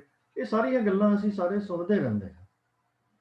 ਇਹ ਕਰਨ ਦੀ ਟੈਂਡੈਂਸੀ ਜਦੋਂ ਹੋ ਜਾਂਦੀ ਹੈ ਤੇ ਸਤਿਗੁਰੂ ਜੀ ਨੇ ਉਸ ਅਵਸਥਾ ਨੂੰ ਦੱਸਿਆ ਹੈ ਕਿ ਇੱਕ ਦੂਜੀ ਪੌਣ ਲੱਖ ਹੋਏ, ਲੱਖ ਹੋਏ, ਲੱਖ ਵੀਸ, ਲੱਖ ਲੱਖ ਗੇੜਾ ਆਖੀਆਂ ਏਕ ਨਾਮ ਜਗਦੀਸ਼। ਪਰ ਅਕਾਲ ਪੁਰਖ ਦਾ ਰਸਤਾ ਤੇ ਉਹ ਆ ਕਿ ਜਦੋਂ ਅਸੀਂ ਆਪਣੀ ਹਉਮੈ ਨੂੰ ਮਾਰ ਕੇ ਉਹਦੇ ਨਾਲ ਇੱਕ ਰੂਪ ਹੋ ਕੇ ਉਹਦਾ ਰੂਪ ਬਣ ਕੇ ਤੂੰ ਕਰਦਾ ਤੂੰ ਹੁਆ ਵਾਲੀ ਅਵਸਥਾ ਵੱਲ ਜਦੋਂ ਅਸੀਂ ਤੁਰਨਾ ਸ਼ੁਰੂ ਹੋ ਜਾਵਾਂਗੇ, ਤਾਂ ਅਸੀਂ ਉਹ ਪੌੜੀਆਂ, ਉਹ ਕਦਮ ਚੁੱਕਣੇ ਸ਼ੁਰੂ ਕਰਾਂਗੇ ਜਿਹੜੇ ਸਾਨੂੰ ਅਕਾਲ ਪੁਰਖ ਤੱਕ ਲੈ ਕੇ ਜਾਂਦੇ ਹਨ। ਉਸ ਤੋਂ ਬਿਨਾਂ ਇਹ ਕੀਟਾ ਆਈ ਰੀਸ ਵਾਲੀ ਹੀ ਗੱਲ ਹੈ। ਪਰ ਇੱਥੇ ਨਾਲ ਇੱਕ ਸਵਾਲ ਪੈਦਾ ਹੁੰਦਾ ਹੈ ਕਿ ਸਤਿਗੁਰੂ ਜੀ ਦੀਆਂ ਇੰਨੀਆਂ ਸਪਸ਼ਟ ਸਿੱਖਿਆਵਾਂ ਮੌਜੂਦ ਹੋਣ ਦੇ ਬਾਅਦ ਵੀ ਅਸੀਂ ਇਹਨਾਂ ਰਸਤਿਆਂ ਉੱਤੇ ਕਿਉਂ ਤੁਰ ਪਏ? ਇਹ ਸੋਚ ਨਿਕਲੀ ਕਿੱਥੋਂ? ਇਹ ਸੋਚ ਨਿਕਲੀ ਹੈ ਸਾਡੇ ਗੁਆਂਢੀ ਮਤਾਂ ਦੇ ਵਿੱਚੋਂ, ਇੱਕ ਨਹੀਂ ਕਈ ਮਤਾਂ ਵਿੱਚੋਂ ਇਹ ਚੀਜ਼ਾਂ ਨਿਕਲੀਆਂ ਹਨ। ਕਿਉਂਕਿ ਇੱਕ ਪਾਸੇ ਅਸੀਂ ਮਤਲਬ ਇੱਕ ਧਰਮ ਦੀਆਂ ਚੀਜ਼ਾਂ ਚੁੱਕ ਕੇ ਸ਼ੁਰੂ ਕਰ ਦਿੰਦੇ ਹਾਂ, ਦੂਜਿਆਂ ਤੋਂ ਦੂਜੀਆਂ ਚੀਜ਼ਾਂ ਲੈ ਕੇ ਸ਼ੁਰੂ ਕਰ ਦਿੰਦੇ ਹਾਂ, ਕਿਉਂਕਿ ਗਿਣਤੀਆਂ ਮਿਣਤੀਆਂ ਕਰਕੇ ਸਾਡੀ ਤਸੱਲੀ ਬਹੁਤ ਹੋ ਜਾਂਦੀ ਹੈ ਕਿ ਭਾਈ ਅਸੀਂ ਧਰਮ ਦਾ ਕੰਮ ਬਹੁਤ ਕਰ ਲਿਆ। ਦਰਅਸਲ ਵੇਦਾਂ ਦੇ ਵਿੱਚ ਜੋ ਦੂਜਾ ਕਾਂਡ ਹੈ, ਜਿਹਨੂੰ ਅਸੀਂ ਕਰਮ ਕਾਂਡ ਕਹਿ ਦਿੰਦੇ ਹਾਂ ਜਾਂ ਬ੍ਰਾਹਮਣੀ ਕਰਮ ਕਾਂਡ ਕਹਿ ਦਿੰਦੇ ਹਾਂ, ਕਿਉਂਕਿ ਜੋ ਦੂਜਾ ਕਾਂਡ ਗਿਣਿਆ ਜਾਂਦਾ ਹੈ ਵੇਦਾਂ ਦਾ, ਦੂਜਾ ਅਧਿਆਇ ਗਿਣਿਆ ਜਾਂਦਾ ਹੈ, ਉਹਦੇ ਵਿੱਚ ਕਈ ਪੁਸਤਕਾਂ ਹਨ ਜਿਨ੍ਹਾਂ ਦੇ ਨਾਮ ਹਨ ਬ੍ਰਾਹਮਣ। ਉਹਨਾਂ ਚੋਂ ਹਰ ਕਿਤਾਬ ਦੇ ਪਿੱਛੇ, ਨਾਮ ਦੇ ਪਿੱਛੇ ਬ੍ਰਾਹਮਣ ਲੱਗਦਾ ਹੈ, ਤਾਂ ਉਹਨਾਂ ਨੂੰ ਬ੍ਰਾਹਮਣਾਸ ਕਿਹਾ ਜਾਂਦਾ ਹੈ। ਤਾਂ ਉਹਨਾਂ ਦੇ ਵਿੱਚ ਪੂਜਾ ਦੇ ਵਿਧੀ ਵਿਧਾਨ ਦਿੱਤੇ ਹੋਏ ਹਨ। ਤਾਂ ਉਹਦੇ ਵਿੱਚ ਵਿਦਵਾਨਾਂ ਦਾ ਵਿਚਾਰ ਹੈ ਕਿ ਜਦੋਂ ਉਹ ਦੌਰ ਆਇਆ ਸਨਾਤਨ ਮਤ ਦੇ ਵਿੱਚ, ਤਾਂ ਬ੍ਰਾਹਮਣੀ ਮਤ ਜਦੋਂ ਪ੍ਰਧਾਨ ਹੋ ਗਿਆ, ਪੂਜਾ ਪ੍ਰਧਾਨ ਹੋ ਗਈ, ਤਾਂ ਉਹਦੇ ਵਿੱਚ ਜੋ ਫਿਲਾਸਫੀ ਕੱਢੀ ਗਈ ਕਿ ਅਸੀਂ ਇਹ ਪੂਜਾ ਕਰਾਂਗੇ ਤੇ ਸਾਨੂੰ ਇਸ ਦਾ ਇਹ ਫਲ ਮਿਲੇਗਾ। ਤੇ ਅੱਗੇ ਜਾ ਕੇ ਇਹ ਇੱਕ ਸਿਚੁਏਸ਼ਨ ਬਣ ਗਈ ਕਿ ਜੇ ਕਿਸੇ ਦੇਵਤੇ ਤੋਂ ਅਸੀਂ ਕੋਈ ਦਾਤ ਲੈਣੀ ਹੈ, ਪਹਿਲਾਂ ਤਾਂ ਇਹ ਸੋਚ ਸੀ ਉਹਦੀ ਪੂਜਾ ਇਸ ਢੰਗ ਨਾਲ ਕਰੀਏ ਤੇ ਉਹ ਦੇਵਤਾ ਮਿਹਰਬਾਨ ਹੋ ਕੇ ਸਾਨੂੰ ਇਹ ਦਾਤ ਦੇ ਦਿੰਦਾ ਹੈ। ਫਿਰ ਗੱਲ ਇੱਥੇ ਤੱਕ ਪਹੁੰਚ ਗਈ ਕਿ ਜੇ ਅਸੀਂ ਇਹ ਯੱਗ ਕਰ ਦਈਏ ਜਾਂ ਇਹ ਵੱਡਾ ਹਵਨ ਕਰ ਦਈਏ ਜਾਂ ਹੋਰ ਕੋਈ ਵੱਡਾ ਇਸ ਤਰ੍ਹਾਂ ਦਾ ਕਰਮ ਕਾਂਡ ਜੋ ਸੀ ਉਹ ਨਿਯਤ ਕਰ ਲਿਆ ਗਿਆ ਕਿ ਜੇ ਅਸੀਂ ਇਹ ਕਰ ਲਈਏ ਤਾਂ ਦੇਵਤੇ ਨੂੰ ਇਹ ਦਾਤ ਦੇਣੀ ਹੀ ਪੈਂਦੀ ਹੈ। ਕੁਝ ਇਸ ਕਿਸਮ ਦੀ ਸੋਚ ਡਿਵੈਲਪ ਹੋ ਗਈ। ਇਹ ਸੋਚ ਸਾਡੇ ਵਿੱਚ ਵੀ, ਅਸੀਂ ਵੀ ਇਹ ਲੈ ਲਈ ਹੈ। ਸਾਡੇ ਚੋਂ ਬਹੁਤ ਸਾਰੇ ਲੋਕਾਂ ਨੇ ਅਕਸਰ ਇਹ ਗੱਲ ਸੁਣੀ ਹੋਣੀ ਹੈ ਕਿ ਜਦੋਂ ਘਰ ਦੇ ਵਿੱਚ ਕੋਈ ਮੌਤ ਹੋ ਜਾਂਦੀ ਹੈ ਤਾਂ ਅਜਿਹੀਆਂ ਗੱਲਾਂ ਦੱਸਣ ਵਾਲੇ ਸਾਡੇ ਕੋਲ ਵੀ ਬਹੁਤ ਆ ਜਾਂਦੇ ਹਨ ਵੀ ਇਸ ਵੇਲੇ ਤਾਂ ਹੀ ਕੰਮ ਹੋ ਸਕਦਾ ਹੈ ਜੇ ਅਖੰਡ ਪਾਠ ਕੀਤਾ ਜਾਵੇ, ਸਹਿਜ ਪਾਠ ਨਾਲ ਨਹੀਂ ਹੁੰਦਾ। ਜਦਕਿ ਗੱਲ ਤਾਂ ਅਸਲ ਵਿੱਚ ਪਾਠ ਕਰਕੇ ਉਹਦੇ ਤੇ ਅਮਲ ਕਰਨ ਦੀ ਸੀ। ਇਸੇ ਤਰ੍ਹਾਂ ਹੀ ਸਾਡੇ ਹੋਰ ਕੋਈ ਜ਼ਿੰਦਗੀ ਦੇ ਵਿੱਚ ਮੁਸ਼ਕਲ ਆਈ ਹੋਵੇ ਤਾਂ ਸਾਨੂੰ ਇਹੋ ਜਿਹੇ ਮਹਾਂਪੁਰਸ਼ ਬ੍ਰਹਮ ਗਿਆਨੀ ਵੀ ਮਿਲ ਜਾਣਗੇ ਜਿਹੜੇ ਆ ਕੇ ਕਹਿਣਗੇ ਭਾਈ ਤੁਸੀਂ ਸੰਪਟ ਪਾਠ ਕਰਾਓਗੇ ਤੇ ਤਾਂ ਇਹ ਔਕੜ ਹੱਲ ਹੋਵੇਗੀ, ਐਵੇਂ ਨਹੀਂ ਹੋਣੀ। ਤਾਂ ਇਹ ਸਾਰੀ ਸੋਚ ਉੱਥੋਂ ਆਈ ਹੈ ਤੇ ਇਸੇ ਸੋਚ ਦੇ ਅਧੀਨ ਹੀ ਗਿਣਤੀਆਂ ਮਿੰਤੀਆਂ ਵਾਲੇ ਜਾਪ, ਗਿਣਤੀਆਂ ਵਾਲੇ ਪਾਠ, ਗਿਣਤੀਆਂ ਵਾਲੇ ਜੋ ਵੀ ਕਹੀਏ, ਚਲੀਹੇ ਕੱਟੋ, ਕਈ ਵਾਰੀ ਫਲਾਣੇ ਗੁਰਦੁਆਰੇ ਦੇ ਚਲੀਹੇ ਕੱਟੋ ਤੇ ਤਾਂ ਇਹ ਉਧਾਰ ਹੋਏਗਾ ਸਾਡਾ, ਅਖੰਡ ਪਾਠ, ਸੰਪਟ ਪਾਠ, ਇਹ ਸਾਰੀਆਂ ਚੀਜ਼ਾਂ ਦੀ ਗੱਲ ਸਤਿਗੁਰੂ ਜੀ ਕਹਿ ਰਹੇ ਹਨ ਕਿ ਇਹ ਕੀ ਹਨ? ਸੁਣ ਗੱਲਾਂ ਆਕਾਸ਼ ਕੀ ਕੀਟਾ ਆਈ ਰੀਸ। ਹੁਣ ਅਸੀਂ ਰੀਸ ਕਿਹਨਾਂ ਦੀ ਕਰ ਰਹੇ ਹਾਂ? ਜਿਹੜੇ 21 ਦੀ ਅਵਸਥਾ ਵੱਲ ਜਾ ਰਹੇ ਹਨ, ਜਿਨ੍ਹਾਂ ਨੇ ਅੰਦਰੋਂ ਆਪਣਾ ਆਪਾ ਭਾਵ ਖਤਮ ਕਰ ਦਿੱਤਾ ਹੈ, ਜਿਹੜੇ ਤੂੰ ਕਰਤਾ ਤੂੰ ਹੁਆ ਦੀ ਅਵਸਥਾ ਵੱਲ ਜਾ ਰਹੇ ਹਨ।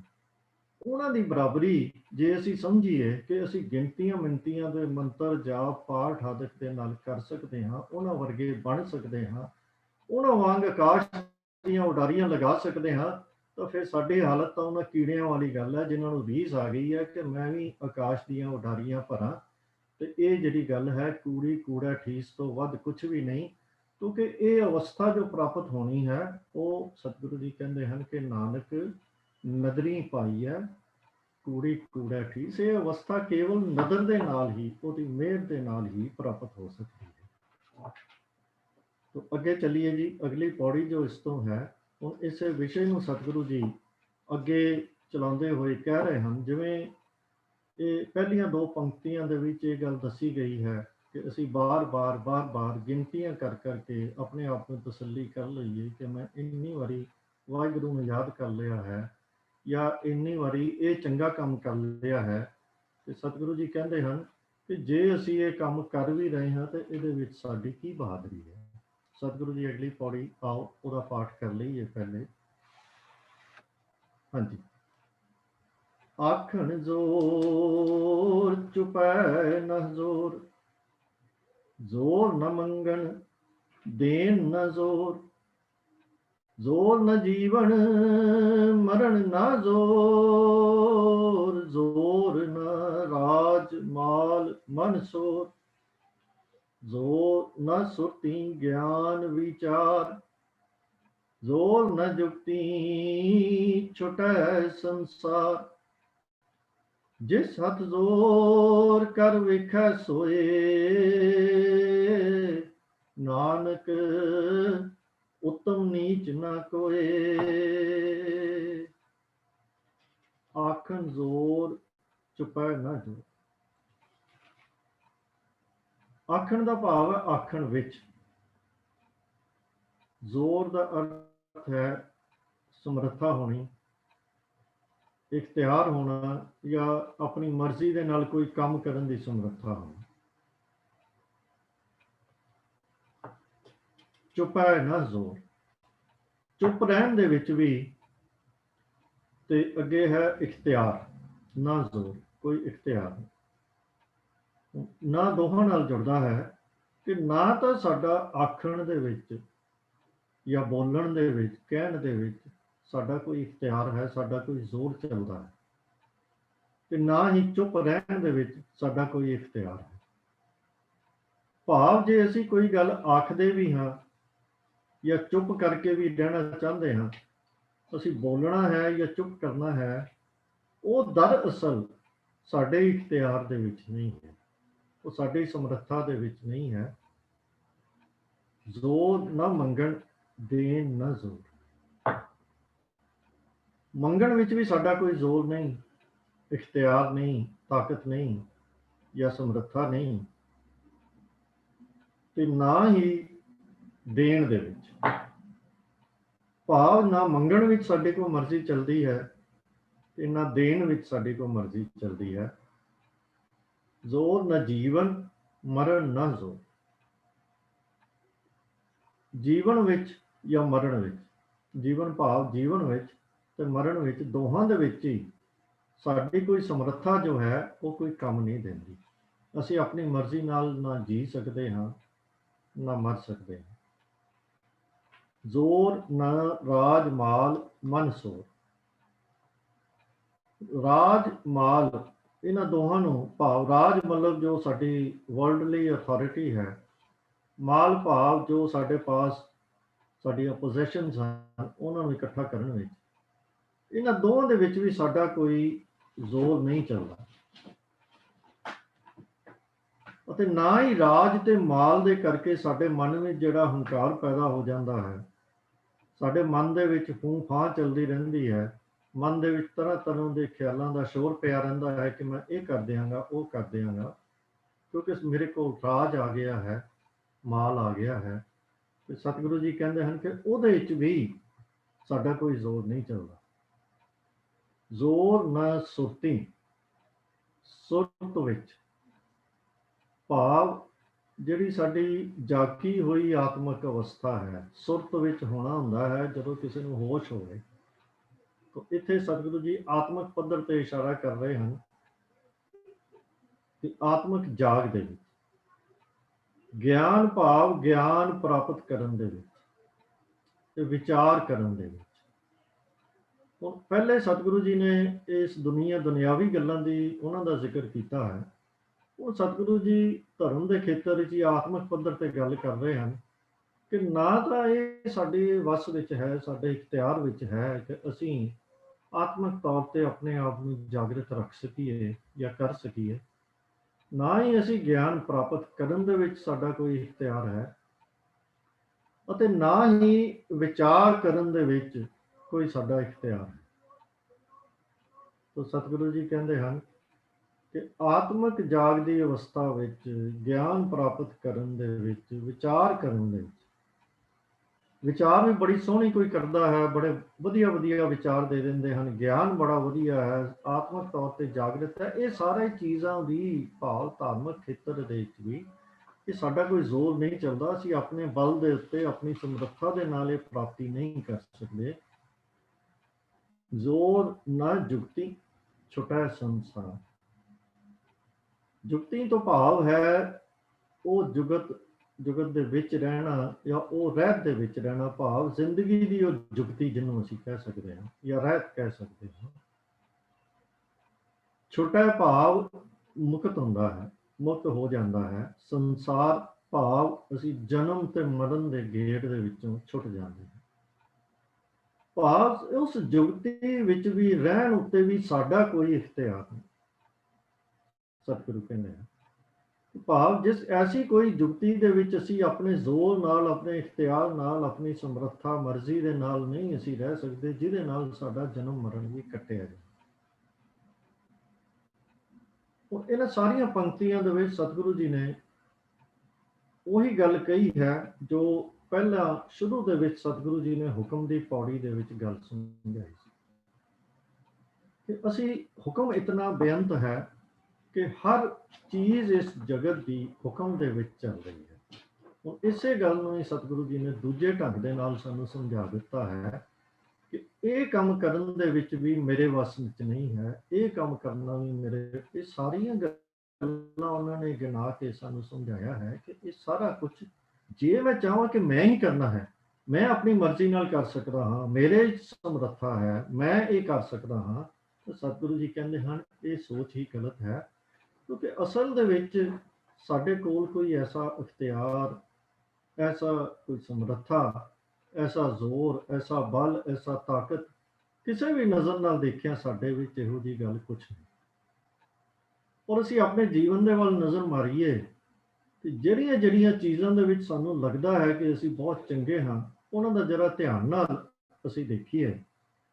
ਜੇ ਮੈਂ ਸਮਝਦਾ ਕਿ ਮੇਰੇ ਕੋਲ ਚੰਗੀ ਵਿੱਦਿਆ ਹੈ, ਮੈਂ ਚੰਗਾ ਬੋਲ ਸਕਦਾ ਹਾਂ, ਮੈਂ ਚੰਗਾ ਸਮਝ ਸਕਦਾ ਹਾਂ, ਪੜ੍ਹ ਸਕਦਾ ਹਾਂ, ਚੰਗਾ ਕਮਾ ਸਕਦਾ ਹਾਂ, ਤਾਂ ਇਹ ਸਾਰਾ ਕੁਝ ਇਸ ਕਰਕੇ ਹੀ ਪੋਸੀਬਲ ਹੋਇਆ ਕਿ ਮੈਨੂੰ ਇੱਕ ਖਾਸ ਪਰਿਵਾਰ ਦੇ ਵਿੱਚ ਅਕਾਲ ਪੁਰਖ ਨੇ ਜਨਮ ਦੇ ਦਿੱਤਾ, ਜਿਹੜਾ ਮੈਨੂੰ ਇਹ ਸਾਰੀਆਂ ਗੱਲਾਂ ਦੇ ਸਕਦਾ ਸੀ, ਮੈਨੂੰ ਪੜ੍ਹਾਈ ਕਰਵਾ ਸਕਦਾ ਸੀ, ਮੇਰਾ ਪਾਲਣ ਪੋਸ਼ਣ ਕਰ ਸਕਦਾ ਸੀ। ਜੇ ਮੈਨੂੰ ਇਸ ਪਰਿਵਾਰ ਵਿੱਚ ਅਕਾਲ ਪੁਰਖ ਨਾ ਭੇਜਦਾ, ਕਿਤੇ ਹੋਰ ਭੇਜ ਦਿੰਦਾ, ਤਾਂ ਮੈਂ ਇਹ ਸਾਰਾ ਕੁਝ ਕਿਵੇਂ ਕਰ ਸਕਦਾ ਸੀ। ਨਾ ਮੈਨੂੰ ਵਿੱਦਿਆ ਇੰਨੀ ਮਿਲਣੀ ਸੀ, ਨਾ ਕਿਸੇ ਵੀ ਪੱਖ ਤੋਂ ਦੇਖੀਏ ਤਾਂ ਅਕਾਲ ਪੁਰਖ ਨੇ ਜੋ ਸਾਡੇ ਹਾਲਾਤ ਬਣਾ ਦਿੱਤੇ, ਉਹਦੇ ਮੁਤਾਬਕ ਅਸੀਂ ਚੱਲ ਕੇ ਜੋ ਕੁਝ ਵੀ ਕਰ ਰਹੇ ਹਾਂ ਕਰ ਰਹੇ ਹਾਂ। ਸਾਡੇ ਆਪਣੀ ਸਮਰੱਥਾ ਦੇ ਜੇ ਅਸੀਂ ਸੋਚੀਏ ਕਿ ਅਸੀਂ ਕੀਤਾ ਕੀ ਹੈ, ਨਾ ਮੈਨੂੰ ਆਪਣੀ ਮਰਜ਼ੀ ਦੇ ਨਾਲ ਆਪਣੀ ਸਮਰੱਥਾ ਦੇ ਕਾਰਨ ਕੋਈ ਅਧਿਆਪਕ ਇਹੋ ਜਿਹੇ ਮਿਲੇ, ਨਾ ਮੈਨੂੰ ਆਪਣੇ ਸੰਗਤ ਇਹੋ ਜਿਹੀ ਮਿਲੀ ਮੇਰੀ ਸਮਰੱਥਾ ਦੇ ਮੁਤਾਬਕ, ਇਹ ਅਕਾਲ ਪੁਰਖ ਨੇ ਦਿੱਤੀ ਹੈ। ਮੈਨੂੰ ਇਹੋ ਜਿਹੇ ਮਿੱਤਰ ਦਿੱਤੇ ਜਿਨ੍ਹਾਂ ਨੇ ਮੈਨੂੰ ਮੱਤ ਹੋਰ ਚੰਗੀ ਦਿੱਤੀ, ਮੈਂ ਅੱਗੇ ਵਧਿਆ ਜ਼ਿੰਦਗੀ ਦੇ ਵਿੱਚ। ਮੇਰੇ ਮਿੱਤਰਾਂ ਨੇ, ਮੇਰੇ ਸੰਗੀਆਂ ਸਾਥੀਆਂ ਨੇ, ਮੇਰੇ ਰਿਸ਼ਤੇਦਾਰਾਂ ਨੇ ਮੇਰੀ ਮਦਦ ਕੀਤੀ ਤੇ ਮੈਂ ਸਾਰਾ ਕੁਝ ਪ੍ਰਾਪਤ ਕੀਤਾ। ਚਾਹੇ ਇਹ ਰਾਜ ਮਾਲ ਦੀ ਗੱਲ ਹੈ, ਚਾਹੇ ਸੁਰਤੀ ਗਿਆਨ ਵਿਚਾਰ ਦੀ ਗੱਲ ਹੈ, ਜਾਂ ਜੁਗਤ ਦੀ ਗੱਲ ਹੈ, ਤਾਂ ਇਹ ਸਾਰਾ ਕੁਝ ਅਕਾਲ ਪੁਰਖ ਦੇ ਹੁਕਮ ਦੇ ਵਿੱਚ ਹੀ ਮੈਨੂੰ ਪ੍ਰਾਪਤ ਹੋਇਆ ਹੈ, ਜਿਹਨੂੰ ਮੈਂ ਆਪਣੀ ਸਮਰੱਥਾ ਸਮਝਦਾ ਹਾਂ, ਮੈਂ ਆਪਣਾ ਜ਼ੋਰ ਸਮਝਦਾ ਹਾਂ, ਜਾਂ ਮੈਂ ਆਪਣਾ ਇਖਤਿਆਰ ਸਮਝਦਾ ਹਾਂ ਕਿ ਅੱਜ ਮੈਂ ਚਾਹਾਂ ਤੇ ਮੈਂ ਇਹ ਕਰ ਸਕਦਾ ਹਾਂ, ਮੇਰੇ ਕੋਲ ਇੰਨਾ ਪੈਸਾ ਹੈ, ਮੇਰੇ ਕੋਲ ਇੰਨਾ ਰੁਤਬਾ ਹੈ, ਮੇਰੇ ਕੋਲ ਇੰਨੀ ਐਜੂਕੇਸ਼ਨ ਹੈ, ਮੈਂ ਇਹ ਕਰ ਸਕਦਾ ਹਾਂ। ਤਾਂ ਉਹ ਸਾਰਾ ਕੁਝ ਤਾਂ ਮੈਨੂੰ ਅਕਾਲ ਪੁਰਖ ਨੇ ਦਿੱਤਾ, ਜਿਹਦੇ ਬਲ ਉੱਤੇ ਮੈਂ ਆਪਣੀ ਸਮਰੱਥਾ ਬਣਾਈ ਬੈਠਾ। ਤਾਂ ਫਿਰ ਸਤਿਗੁਰੂ ਜੀ ਕਹਿੰਦੇ ਹਨ ਕਿ ਸਮਰੱਥਾ ਜੇ ਮੇਰੇ 'ਚ ਨਹੀਂ ਤਾਂ ਕਿੱਥੇ ਹੈ। ਤਾਂ ਸਤਿਗੁਰੂ ਕਹਿੰਦੇ ਹਨ ਜਿਸ ਹੱਥ ਜ਼ੋਰ, ਜਿਸ ਅਕਾਲ ਪੁਰਖ ਦੇ ਹੱਥ ਵਿੱਚ ਇਹ ਜ਼ੋਰ ਹੈ, ਕਰ ਵੇਖੈ, ਕਰ ਭਾਵ ਹੈ ਰਚਨਾ ਕਰਕੇ, ਵੇਖੈ ਭਾਵ ਸੰਭਾਲ ਕਰ ਰਿਹਾ ਹੈ, ਸੋਏ ਉਹੀ ਅਕਾਲ ਪੁਰਖ। ਅਸੀਂ ਜੋ ਵੀ ਆਪਣਾ ਸਮਰੱਥਾ ਸਮਝੀ ਬੈਠੇ ਹਾਂ, ਉਹ ਅਸਲ ਦੇ ਵਿੱਚ ਤਾਂ ਜਿਸ ਹੱਥ ਜ਼ੋਰ, ਜਿਸ ਅਕਾਲ ਪੁਰਖ ਦੀ ਰਚਨਾ ਕਰਕੇ ਉਹਦੇ ਹੁਕਮ ਵਿੱਚ ਜੋ ਕੁਝ ਵੀ ਉਹਨੇ ਵੰਡਿਆ, ਉਹ ਵੰਡੇ ਜਾ ਕੇ ਉਹਦੇ ਹੱਥ ਦੇ ਵਿੱਚ ਜਿਹੜਾ ਜ਼ੋਰ ਹੈ, ਉਹਦੀ ਸਮਰੱਥਾ ਹੈ, ਉਹਦੀ ਦਾਤਾਂ ਦੇਣ ਦੀ ਸਮਰੱਥਾ ਹੈ, ਉਹ ਉਹਨੇ ਆਪ ਜਗਤ ਨੂੰ ਪੈਦਾ ਕੀਤਾ, ਉਹ ਉਹਦੀ ਸੰਭਾਲ ਕਰ ਰਿਹਾ ਹੈ। ਇਸ ਕਰਕੇ ਜੇ ਜਗਤ ਦੇ ਵਿੱਚ ਅਸੀਂ ਇਹ ਸਮਝ ਲਈਏ ਕਿ ਕਿਸੇ ਦੇ ਹੱਥ ਦੇ ਵਿੱਚ ਸਮਰੱਥਾ ਹੈ ਤਾਂ ਉਹ ਉੱਤਮ ਹੈ, ਕਿਸੇ ਦੇ ਵਿੱਚ ਸਮਰੱਥਾ ਨਹੀਂ ਹੈ ਤੇ ਉਹ ਨੀਵਾਂ ਹੈ। ਜਾਂ ਕੋਈ ਜਨਮ ਕਰਕੇ ਉੱਚਾ ਹੈ, ਕੋਈ ਜਨਮ ਕਰਕੇ ਨੀਵਾਂ ਹੈ, ਕੋਈ ਮਾਇਆ ਕਰਕੇ ਉੱਚਾ ਹੈ, ਮਾਇਆ ਕਰਕੇ ਨੀਵਾਂ ਹੈ। ਤੇ ਜੇ ਆਤਮਿਕ ਧਾਰਮਿਕ ਪੱਧਰ ਦੀ ਗੱਲ ਕਰੀਏ, ਉਹਦੇ 'ਚ ਵੀ ਅਸੀਂ ਉੱਚਾ ਤੇ ਨੀਵਾਂ ਮੰਨ ਕੇ ਬਹਿ ਜਾਂਦੇ ਹਾਂ। ਤਾਂ ਇਹ ਜੋ ਉੱਤਮ ਤੇ ਨੀਚ ਸਾਨੂੰ ਦਿਸਦੇ ਹਨ, ਇਹ ਅਸਲ ਦੇ ਵਿੱਚ ਇਹ ਉਹਦੀ ਕਿਰਪਾ ਹੀ ਹੈ। ਉਸ ਤੋਂ ਇਲਾਵਾ ਇਹਦਾ ਕੁਝ ਵੀ, ਇਹ ਉਹਦੀ ਕਿਰਪਾ ਹੀ ਮੈਨੀਫੈਸਟ ਕਰ ਰਹੀ ਹੈ, ਜਿਹਨੂੰ ਅਸੀਂ ਕੀ ਕਹਿ ਦਿੰਦੇ ਹਾਂ ਕਿ ਕੋਈ ਉੱਤਮ ਹੈ ਤੇ ਕੋਈ ਨੀਚ ਹੈ। ਪਰ ਸਤਿਗੁਰੂ ਜੀ ਕਹਿੰਦੇ ਹਨ, ਨਾਨਕ ਉੱਤਮ ਨੀਚ ਨਾ ਕੋਈ। ਸੋ ਹੇ ਨਾਨਕ, ਆਪਣੇ ਆਪ ਵਿੱਚ ਕੋਈ ਜੀਵ ਨਾ ਉੱਤਮ ਹੈ ਤੇ ਨਾ ਹੀ ਨੀਚ। ਕੋਈ ਜੀਵਾਂ ਨੂੰ ਸਦਾਚਾਰੀ ਜਾਂ ਦੁਰਾਚਾਰੀ ਬਣਿਆ ਹੈ ਤਾਂ ਉਹ ਬਣਾਉਣ ਵਾਲਾ ਕੌਣ ਹੈ? ਉਹ ਅਕਾਲ ਪੁਰਖ ਹੀ ਹੈ। ਜੋ ਉਸਨੇ ਦਾਤ ਬਖਸ਼ੀ ਹੈ, ਜੋ ਉਸਨੇ ਸਮਰੱਥਾ ਬਖਸ਼ੀ ਹੈ, ਉਹਦੇ ਮੁਤਾਬਕ ਹੀ ਉਹ ਜੀਵਨ ਬਣ ਜਾਂਦਾ।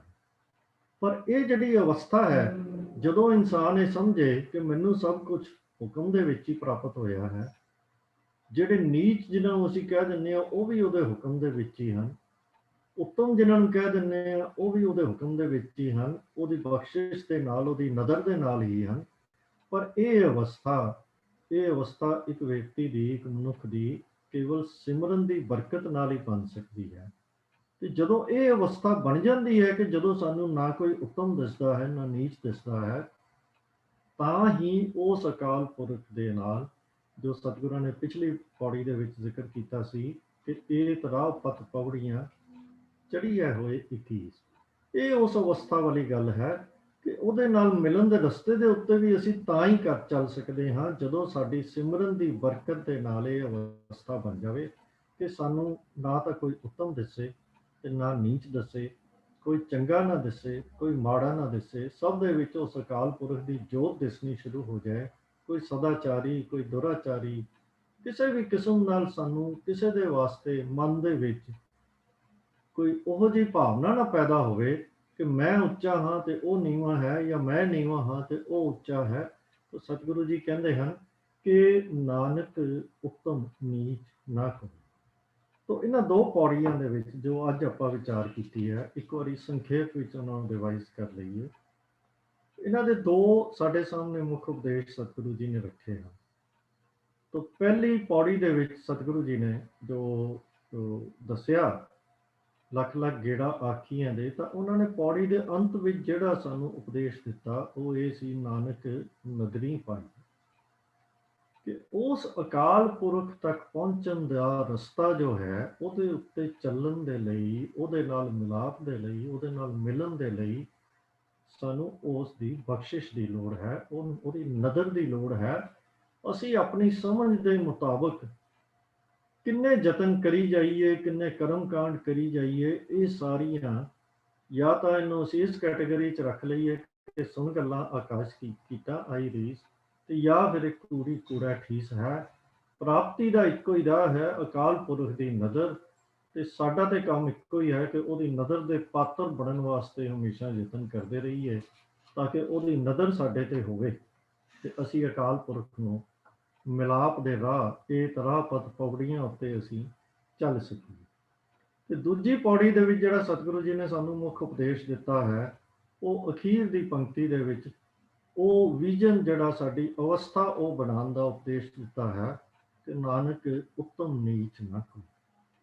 ਤਾਂ ਸਾਨੂੰ ਆਤਮਿਕ ਰਾਹ ਵਿੱਚ ਜੋ ਵੀ ਸਾਨੂੰ ਪ੍ਰਾਪਤੀਆਂ ਹੋਣੀਆਂ ਹਨ, ਧਰਮ ਦੇ ਰਸਤੇ ਉੱਤੇ ਚੱਲਦਿਆਂ ਹੋਇਆਂ ਜੋ ਵੀ ਸਾਨੂੰ ਮਿਲਣਾ ਹੈ, ਉਹ ਕੇਵਲ ਇੱਕੋ ਹੀ ਰਸਤਾ ਹੈ, ਅਕਾਲ ਪੁਰਖ ਦੀ ਮਿਹਰ, ਨਦਰ ਤੇ ਕਿਰਪਾ। ਤਾਂ ਸਤਿਗੁਰੂ ਜੀ ਇਹ ਕਹਿੰਦੇ ਹਨ ਕਿ ਇਸ ਰਸਤੇ ਉੱਤੇ ਕੇਵਲ ਉਸ ਦੀ ਮਿਹਰ ਨਾਲ ਹੀ ਪ੍ਰਾਪਤ ਹੋ ਸਕਦਾ ਹੈ। ਤੇ ਸਿਰਫ ਆਤਮਿਕ ਰਸਤੇ ਦੀ ਗੱਲ ਨਹੀਂ, ਇਹਦੇ 'ਚ ਬਾਕੀ ਗੱਲਾਂ ਵੀ ਸਤਿਗੁਰੂ ਜੀ ਨੇ ਸਾਨੂੰ ਸਪਸ਼ਟ ਕੀਤੀਆਂ ਹਨ, ਚਾਹੇ ਉਹ ਸਰੀਰਕ ਸਾਡੀਆਂ ਕੈਪੇਬਿਲਿਟੀ, ਸਮਰੱਥਾ ਹੋਵੇ, ਮਾਨਸਿਕ, ਸੰਸਾਰਕ, ਇਹ ਸਾਰੀਆਂ ਵੀ ਜੋ ਸਾਨੂੰ ਪ੍ਰਾਪਤ ਹੁੰਦੀਆਂ ਹਨ, ਜੇ ਅਸੀਂ ਇਹਨਾਂ ਬਾਰੇ ਵਿਚਾਰ ਕਰੀਏ ਤੇ ਉਸ ਅਕਾਲ ਪੁਰਖ ਦੀ ਨਜ਼ਰ ਦੇ ਨਾਲ ਹੀ ਪ੍ਰਾਪਤ ਹੁੰਦੀਆਂ ਹਨ, ਹੋਰ ਕੋਈ ਢੰਗ ਨਹੀਂ ਹੈ। ਤਾਂ ਕੋਈ ਅਗਰ ਇਹ ਸਮਝੇ ਕਿ ਮੈਂ ਬੜੀ ਮਿਹਨਤ ਕਰਕੇ ਕਿਸੇ ਚੀਜ਼ ਦੀ ਪ੍ਰਾਪਤੀ ਕੀਤੀ ਹੈ, ਤਾਂ ਉਹ ਮਿਹਨਤ ਕਰਨ ਦੀ ਸਮਰੱਥਾ ਵੀ ਅਕਾਲ ਪੁਰਖ ਦੀ ਨਜ਼ਰ ਦੇ ਨਾਲ, ਉਹਦੀ ਮਿਹਰ ਦੇ ਨਾਲ ਹੀ ਹੁੰਦੀ ਹੈ। ਤੋ ਇਸ ਕਰਕੇ ਜਦੋਂ ਤੱਕ ਅਸੀਂ ਉੱਤਮ ਨੀਚ ਦੀ ਦ੍ਰਿਸ਼ਟੀ ਦੇ ਨਾਲ ਜਗਤ ਨੂੰ ਵੇਖਦੇ ਰਹਿੰਦੇ ਹਾਂ, ਚਾਹੇ ਉਹ ਸਮਰੱਥਾ ਕਰਕੇ ਹੋਵੇ, ਚਾਹੇ ਉਹ ਦੁਨਿਆਵੀ ਰੁਤਬੇ ਉਹਦੇ ਕਰਕੇ ਹੋਵੇ, ਜਾਂ ਜਨਮ ਕਰਕੇ ਹੋਵੇ, ਜਿਹੜੀ ਕਿ ਇੱਕ ਬੜੀ ਵੱਡੀ ਲਾਂਘ ਸਾਡੇ ਵਿੱਚ ਵੀ ਆਉਣੀ ਸ਼ੁਰੂ ਹੋ ਗਈ ਹੈ ਕਿ ਜਦੋਂ ਤੱਕ ਅਸੀਂ ਉੱਤਮ ਨੀਚ ਦਾ ਜੋ ਫਰਕ ਹੈ ਉਹ ਸਾਡੇ ਅਕਾਲ ਪੁਰਖ ਦੇ ਰਸਤੇ ਦੇ ਵਿੱਚ ਤੁਰ ਕੇ ਹੀ ਖਤਮ ਹੋ ਸਕਦਾ ਹੈ। ਔਰ ਇਹ ਨਿਸ਼ਾਨੀ ਹੈ ਕਿ ਅਸੀਂ ਅਕਾਲ ਪੁਰਖ ਦੇ ਰਸਤੇ ਦੇ ਵਿੱਚ ਤੁਰਨਾ ਸ਼ੁਰੂ ਹੋ ਗਏ ਹਾਂ, ਅਸੀਂ ਅਕਾਲ ਪੁਰਖ ਦੇ ਸਿਮਰਨ ਦੇ ਵਿੱਚ ਜੁੜ ਗਏ ਹਾਂ। ਜਦੋਂ ਤੱਕ ਅਸੀਂ ਉੱਤਮ ਨੀਚ ਜਾਂ ਸਮਰੱਥਾਵਾਂ ਦੇ ਚੱਕਰ ਦੇ ਵਿੱਚ ਪਏ ਰਹੀਏ ਕਿ ਕੌਣ ਕਿੰਨਾ ਸਮਰੱਥ ਹੈ, ਕੌਣ ਕਿੰਨਾ ਘੱਟ ਸਮਰੱਥ ਹੈ, ਕੌਣ ਉੱਚਾ ਹੈ, ਕੌਣ ਨੀਵਾਂ ਹੈ, ਤਾਂ ਇਹ ਇਸੇ ਗੱਲ ਦਾ ਹੀ ਚਿੰਨ੍ਹ ਅਸਲ ਵਿੱਚ ਸਤਿਗੁਰੂ ਜੀ ਕਹਿ ਰਹੇ ਹਨ ਕਿ ਜੇ ਇਹ ਸਾਡਾ ਵਿਜ਼ਨ ਡਿਵੈਲਪ ਨਹੀਂ ਹੋਇਆ, ਸਾਡਾ ਨਜ਼ਰ ਇਹੋ ਜਿਹੀ ਨਹੀਂ ਬਣੀ ਕਿ ਉੱਤਮ ਨੀਚ ਨਾ ਕੋਏ, ਤਾਂ ਸਤਿਗੁਰੂ ਜੀ ਕਹਿੰਦੇ ਹਨ ਕਿ ਹਾਲੇ ਸਾਨੂੰ ਉਸ ਦੇ ਅਕਾਲ ਪੁਰਖ ਦੇ ਨਾਲ ਸਿਮਰਨ ਦੇ ਵਿੱਚ ਜੁੜ ਕੇ ਹੀ ਇਹ ਵਿਜ਼ਨ ਪ੍ਰਾਪਤ ਹੋਏਗਾ, ਸਾਡੀ ਉਹ ਅਵਸਥਾ ਪੈਦਾ ਹੋਏਗੀ। ਹੋਈਆਂ ਭੁੱਲਾਂ ਚੁੱਕਾਂ ਦੀ ਖਿਮਾ ਕਰਨੀ ਜੀ। ਵਾਹਿਗੁਰੂ ਜੀ ਕਾ ਖਾਲਸਾ, ਵਾਹਿਗੁਰੂ ਜੀ।